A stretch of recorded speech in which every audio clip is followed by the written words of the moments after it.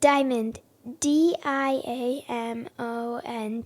A precious gem of the most valuable kind. When pure, it is clear. Diamond, Diamond. A family name bringing traditions of love, hard work, and moral values. This is the Diamond Education Podcast with my mom and dad, John and Kelly England. Welcome to the Diamond Education Podcast with John and Kelly England. We're here to help you find the most valuable education for your child. We are excited today. We have Annaliese White, who is the principal and founder of White House Academy, a small religious private school that focuses on the principles of freedom. A former homeschooling mom, Annaliese has a degree in English literature and technical writing from Brigham Young University and has over 20 years of curriculum writing experience. She lives with her husband and children in Vernal, Utah, and is anxiously engaged in developing children through education. Annaliese, welcome to the Diamond Education Podcast. Thank you. It's great to be with you. Yeah, it's so good to have you here. And we always like to begin our podcast with the question, what is education? And I can give you my best go at that. It's definitely an eternal pursuit. I think that education is edification.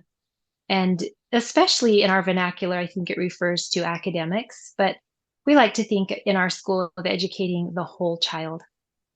Yeah. Oh, I love that. The internal aspect of it, Annaliese. That is so beautiful. Yeah, absolutely. And I love that as well. Just that idea of, it's edifying as well, right? So that idea of like building us up as we go through the education process and stuff like that. So you're living in rural Utah and your children are getting ready to begin education in the public school, but you chose to homeschool instead. Do I have that right? Yes. Yeah. Yes, I homeschooled for 20 years, including while I was starting the White House Academy. So nice. A little bit of dual enrollment that we did. So why did you choose to homeschool and maybe even begin White House Academy? So I guess that's two different questions. I'll go with why we started the school. So my grandfather, H. Verlin Anderson, he started the American Heritage School in American Fork, Utah, a few years before I was born. And my family's been involved with that school ever since. And so it's his influence really that led me to start White House Academy. And there are a lot of reasons why, personally in our family, that was a good choice, beginning with homeschooling. We felt like we could do more, we could do better, that we wanted the very best for our children. And we wanted to be able to give them our values, which, anymore aren't really welcome in the public school setting. And we feel like at our school and in our home, that the whole truth is what we want to teach. And that includes keeping God in education. So we felt like it was important that we were able to have a religious foundation and to speak freely of those parts of reality that make a complete and whole education. Oh, I love that, Annaliese. So I don't know if you know much of our history, but we just recently started homeschooling a few years ago. And those are some of the similar things we found, that one, spiritual is a big aspect of the education process and what our kids were missing in the public education system, and the difference it has made when we have changed in the education process, and then the excitement of learning when you bring in the spiritual aspect of God. It really does help to round it all out, doesn't it? Yeah, absolutely. So you mentioned that your grandfather was one of the founders. Was he the founder, or he was a founder of American Heritage, right? He was the founder. My grandma helped him. And then he also had some that assisted him that he worked with there at BYU that were also interested in providing a better education for their children and grandchildren. Yeah. And it's really neat that today, so many of my grandpa's great grandchildren are attending the school that he started. Oh, wow. And I kind of think he might have had that long-term perspective, knowing the direction that society was going and wanting to have a place where truth could be taught. So I Yeah. feel like I followed in his footsteps and have Yeah. created something like that for the rural area that we live in out here. Oh, I love that, because rural, that is one thing we found is they need more options in the rural area. So I'm glad you've brought that to Well, Vernal. and I think there's also a myth surrounding rural communities regarding schools of choice that it will maybe destroy like the public education system or things like that. And so I guess I'll just ask you, has your school, your little school, has that destroyed the public school in Vernal? Far from it. We're barely a crumb fleck in that numbers game. No, and I think that when you give people a choice about their education, that not only does it allow parents to make better decisions for their children, but it benefits the whole community. And in particular, it benefits the public schools as well. Mhm. Because anytime you introduce competition, you also introduce quality. Yeah. Yeah. Competition creates quality. And so it's just good for everyone. Absolutely. Yeah. Yeah. So I actually do a lot of research in this area in my day job. The podcast is not my day job, but I do a lot of research in that. And what you've said is exactly correct. That whenever there is choices available to people, the quality of all education rises. It's the idea that the rising tide lifts all boats, right? And so that is true. Like, so places like Florida and Arizona that have these really robust education choice programs, like Utah just passed, their public education students also started to achieve more academically and have a higher quality of education as well. And so that is something that you do see in the research. That's wonderful. Yeah. How did the influence of your grandfather starting American Heritage influence your decision to begin White House Academy? I think that there's a lot of power in seeing it done. When you can see an end result, it's a lot easier to have the end in mind. And seeing what he had accomplished and knowing that that was a great option is what gave us the catalyst that we could begin something like that as well. Awesome. So And being able to be associated with it closely as I have been over the years and continue to be, I feel like we have a really good insight and look into how that's achieved. And one of the things that was very important to my grandfather was that the Book of Mormon would be studied, that it's an excellent way for students to understand the principles of freedom and agency and to know what's going on in the world today by studying that book. So we use that in our school. We incorporate those principles as we study all of our subjects. And we have a particular emphasis on leadership in government, which is one of the areas that the Book of Mormon really helps to illuminate. So what age range is it that you serve? And then I guess what's a typical day look like for a student? And I'm assuming you have a wide variety of ages, so it will look different probably for different age ranges, but. Sure.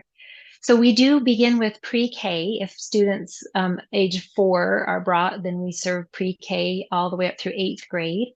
And we are also looking toward adding the high school ages, one grade at a time. So we're starting to do that and prepare for a full high school. A typical day just always begins with devotional. Whatever grade they're in, we start with a devotional. On Monday mornings, the beginning of the week, we start as a school-wide devotional. And the rest of the week, it's in their individual classrooms. Each homeroom has the opportunity to present that school devotional on Mondays on a rotating basis, which is a great opportunity for our students to develop some public speaking skills and some leadership skills, as well as the content of the devotion.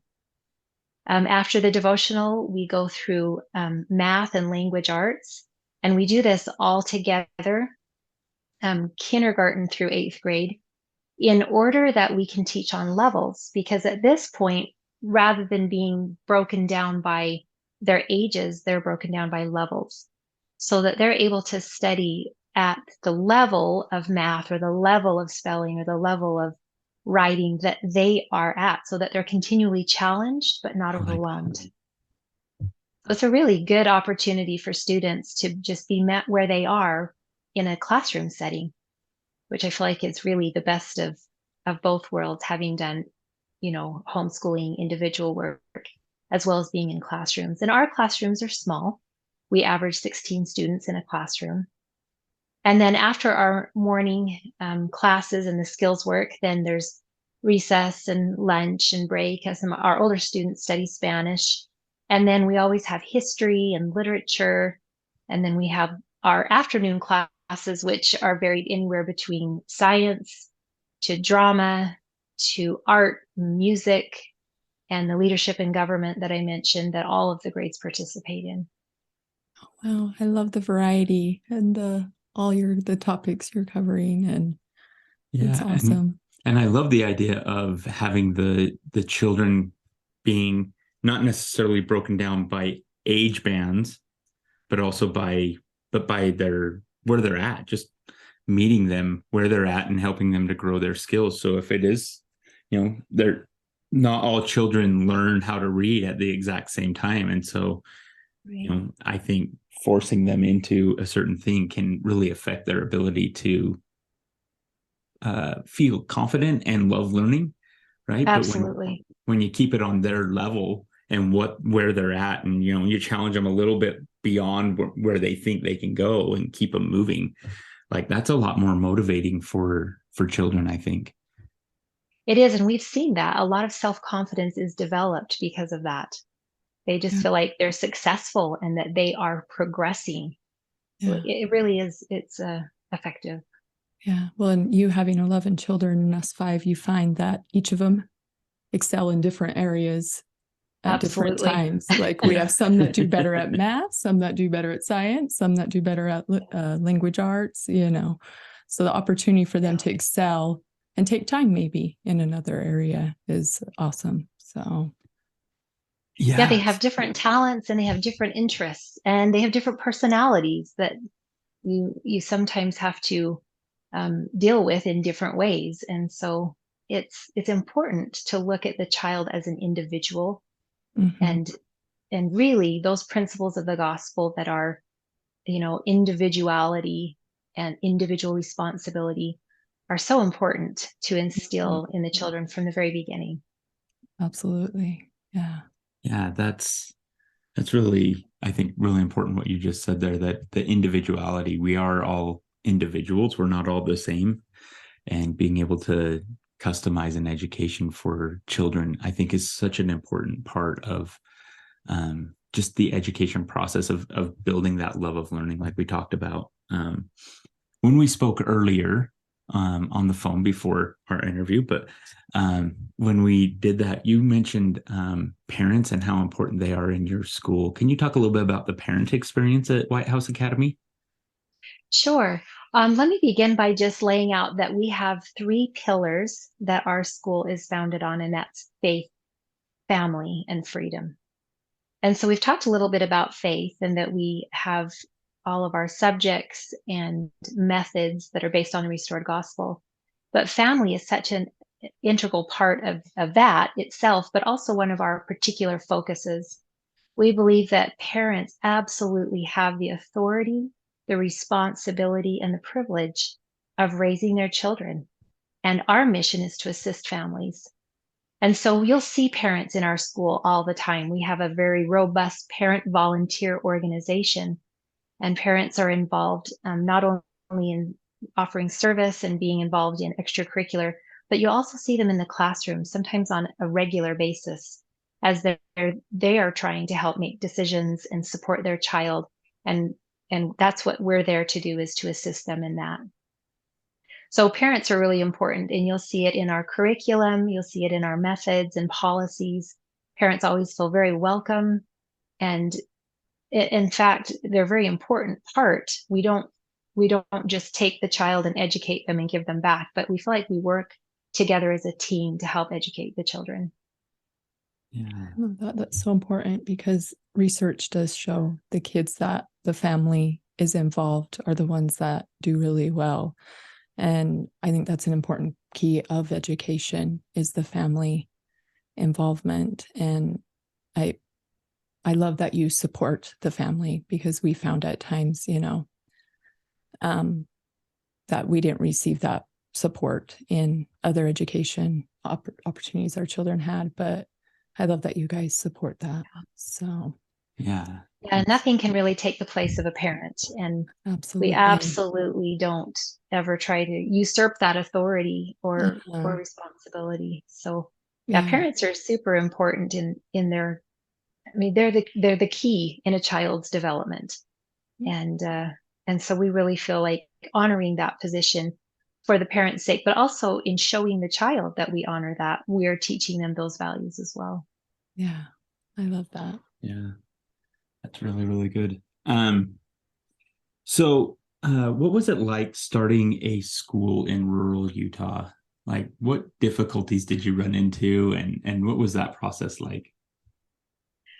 I do get asked this a fair amount, and I'll have to just be honest, it is hard. And I think probably the biggest challenge is because we have such a small population number, the very numbers make it difficult to support something that's unusual, that's outside of the norm like this. A lot of times people say, yeah, your competition is free. How do you compete with free? Yeah, absolutely. And so it really has been challenging to do that and to just make it all work out. But we've been very blessed. And there are people who have expressed that we're the answer to their prayers. We have others who just feel like it's a better fit for their child. And we're able to serve people for a lot of different reasons. We have quite a variety and a mixture of students, both on academic levels, of course, demographics. So we have quite a variety of different kinds of students that attend this school. Sometimes people think, well, private schools, they skim the cream of the crop. It's not necessarily the case. We see all kinds of students, and we serve anyone who wants to come and do better. If they're willing to keep the rules, if they're willing to work hard, we can help them. I love that. Well, and what I love, Annaliese, about that is, because those comments were made even this year, because we're involved up at the Capitol, the cream of the crop.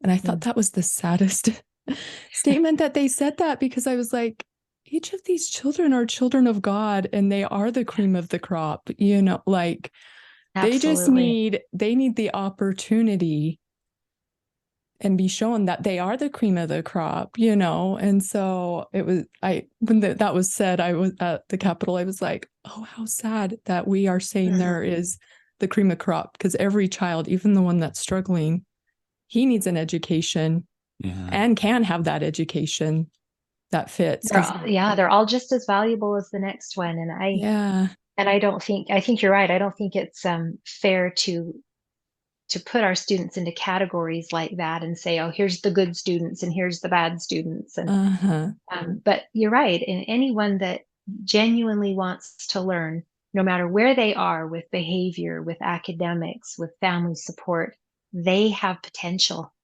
Absolutely. And so we can help them. Yeah. Well, and just with our 5 children, we found we had one that maybe didn't excel as much in the public school with the classes, but then when we found a fit for her, she did excel, and went above and beyond. And so I think it's really sad when we do put them in those categories, and then it goes on to those kids, right? Like, I'm not the cream of the crop, or I'm not smart, where your school's given the opportunity to excel when they're ready in what talents and abilities they are in.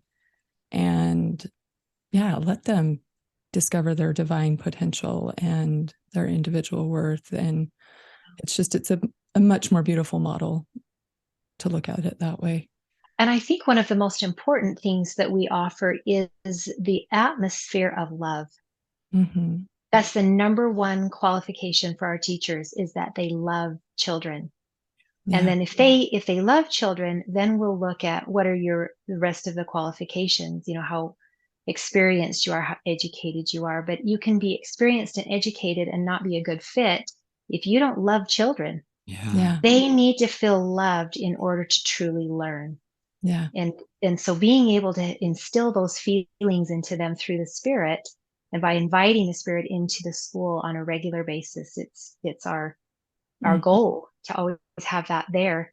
not only enhances their ability to learn, but their ability to feel and progress as a person, as self-worth, um, as an individual, their value as a child of God. Yeah, I love that. Yeah. And so we have children who attend a religious school, and it's the similar statements of, if you start a day with a prayer, your day looks a lot more different than, you have does less make a problems. Yeah. It's the kids just when they are understanding the principles and their self-worth and the spiritual is brought in, you don't have a lot of the problems that other schools may have. So That's true. That's true. So God knows what he's doing. I wouldn't want my children anywhere else. Yep. And one of the things I think you said that was really important was no, it was that idea of all children. This is something that you said that I thought was really important, is that all children have this ability to bloom and grow, but not all flowers bloom at the same time, right? And sometimes it's at different times. And so the fact that your model is focused on allowing children to progress at their own rate, and okay, I'm in this group right now, but that doesn't mean in a month I'll still be in that group, right? I mean, I can progress past this group when I'm ready to.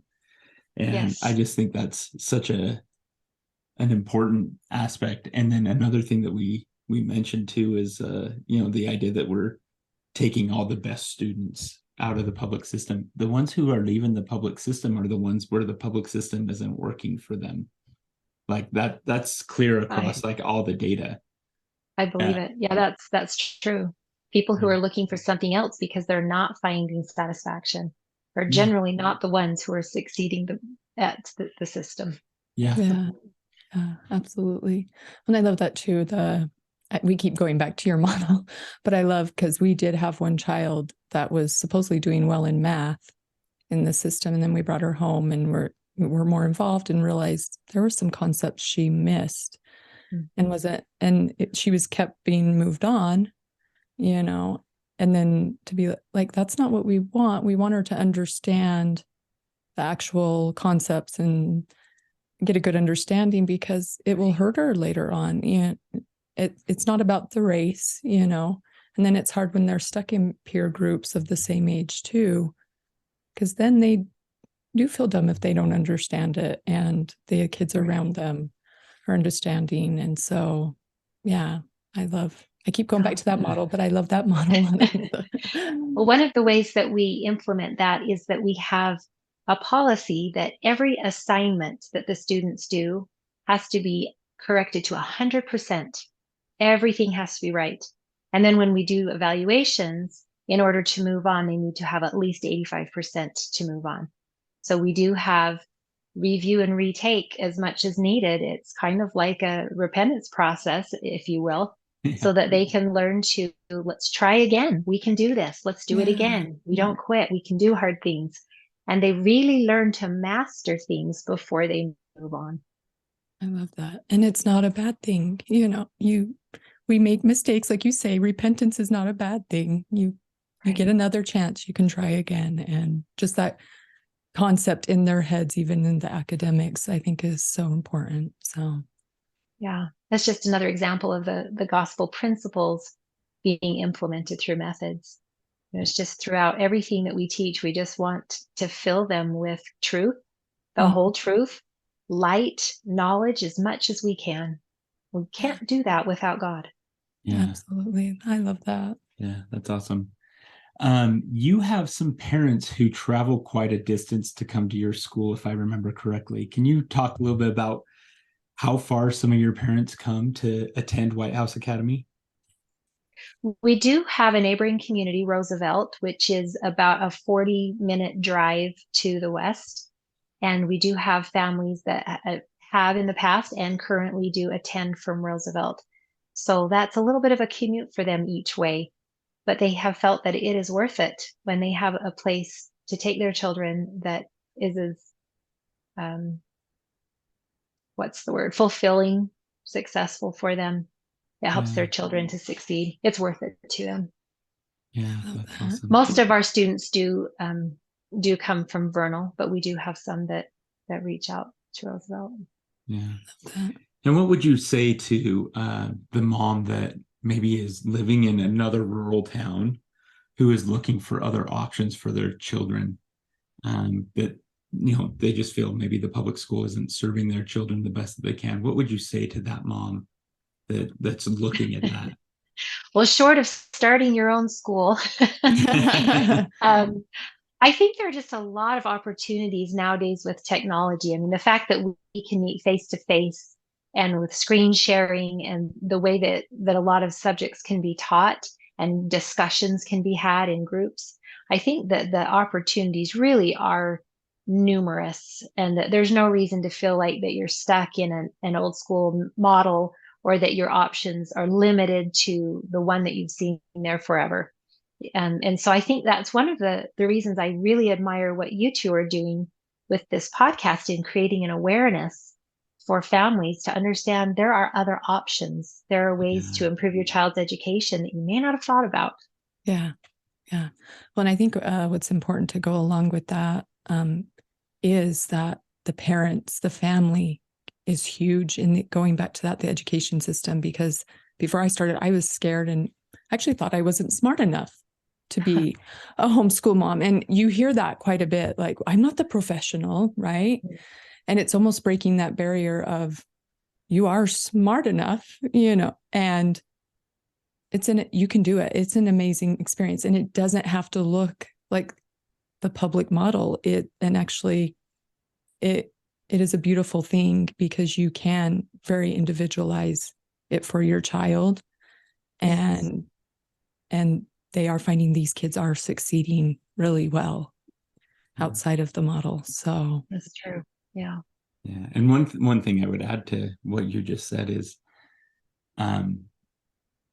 laws in Utah, the way that laws are currently written in Utah is you don't have to do all or nothing either. So you could homeschool 3/4 of the time and be like, hey, I have a high school student. I want them to take the AP calculus class from the local high school and have them do that. Like, so there are all these models, or you can find some online classes. We've talked a lot about how White House Academy kind of came from American Heritage. American Heritage now has an online school, online curriculum that they're starting to build. So there are a lot of options that are out there that I think parents can take advantage of to build something that fits their child. And I think that's a really important thing. Well, and I think what's been beautiful in Utah, as we've talked to people too, is that everyone, private sector is willing to help each other out to succeed. That place coming from a place of plenty. And we had Adam Hellstone on a while ago of look for a successful model. Try not to create your own, look for the one that's succeeding and get support from them. And, which it sounds like you did from American Heritage. Yeah, that's a great idea, is that we don't have to all start from scratch.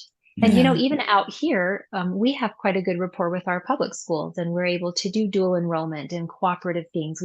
Our school has joined with them in education summits, science fair, and other kinds of activities that where we can work together. And so I think using the resources that we all have, like you said, and looking for the best fit for each of our children is going to serve them well. Yeah, absolutely. Well, we like to end our podcast with a little bit of an off the wall question, but one that we really enjoy. we love to hear. Yeah. Who is one of your heroes from history and why? Well, the one that popped into my head is John Adams, just because I've been recently studying him again. I think he doesn't get a lot of credit as one of our founding fathers compared to some of the others. And the more I've studied his life, the more I think, the Lord was trying to say something when he and Thomas Jefferson both died on the same day, and it was the 4th of July. And they were both equally important. And looking at John Adams' life and his contribution to bringing forth this country that we have, I see a man who was inspired, who knew he was inspired, who literally said he was carried out in the Spirit when he stood up and spoke as the most important voice in that debate of whether or not we would declare independence. He was the man who carried the day, the other delegates said of him. And so I just really admire his connection with heaven and his courage in speaking out when it wasn't easy, it wasn't popular, and the sacrifices he was willing to make. And so I think I would have to say today he's my favorite hero. No, I love that. Wow, that's awesome. Yeah. And he had an amazing woman behind him. So Yes, he did. And a great marriage they did. Yeah. they did. Because if I remember right, Thomas Jefferson and John Adams actually disagreed at one point and stopped communicating, and then it was beautiful. They actually, which I think our day could use more, where they both apologized to each other. And Abigail had a big part of that, and just that idea of, at the end of the day, what is most important, that they both came together and valued each other's friendship more than the disagreements and things like that. So Such a good example. So how can people find out more about White House Academy if they're interested in attending? So we have our website. It's whitehouseacademy.us. And you can go to our website. You can call. You can come in for a tour. We do have dual enrollment options also for families who are interested in still keeping a foot in the door at the public school or at home. And so we do offer part-time options as well. Annaliese, thank you so much. It's been such a delight to speak with you today. Thank you. I love what you're doing. Thank you for listening to the Diamond Education Podcast. You can connect with us on Twitter, Instagram, and Facebook at Diamond Education, DIMOND, or on our website, diamonded.com.